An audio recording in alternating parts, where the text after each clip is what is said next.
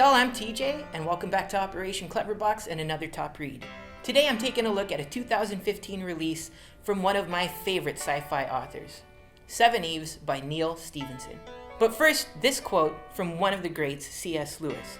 "You can never get a cup of tea large enough or a book long enough to suit me. Change that tea to coffee and I'll agree." And SevenEves is a long one. This novel is very cerebral, a delicious treat for anybody interested in space colonization or the long-term survival of the human species. So what I'm about to say might sound like a spoiler, but it's literally revealed immediately. SevenEves begins with our moon exploding. That was such a bold writing decision, I just had to stop reading, sit there and smile for a few minutes before moving on past those first few lines. I find this simple but effective start a magnificent example of Stephenson's confidence as an author. I really feel like a lot of writers would waste hundreds of pages building up to that explosion and have it be some huge reveal or surprise. But with SevenEves, we skip the fluff and drop right into what matters. So all the characters are great and well thought out, and all have important roles that actually affect the plot. On that note, my favorite character was Dinah, an asteroid mining robotics specialist whose inventions and feats play no small part in the survival of the human species. So despite great characters and development, what really matters to me here are the larger concepts in view. Act 1 relates the devastating effects the breakup of the moon has on the citizens of the Earth. Escape is imperative, and it seems there's nowhere to go but up.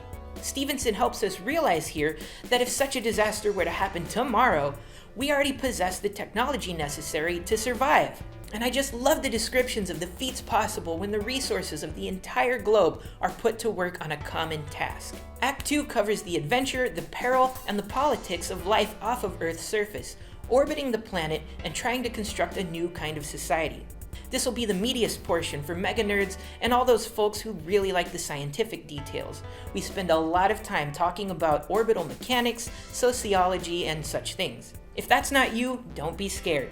This is most definitely hard sci-fi, but it remains understandable and accessible. Act 3 brings us to the point of actual extraplanetary and recolonization. Over a number of years, and with the help of genetics, the human race has undergone some significant changes, learning to exist in this new state of the world.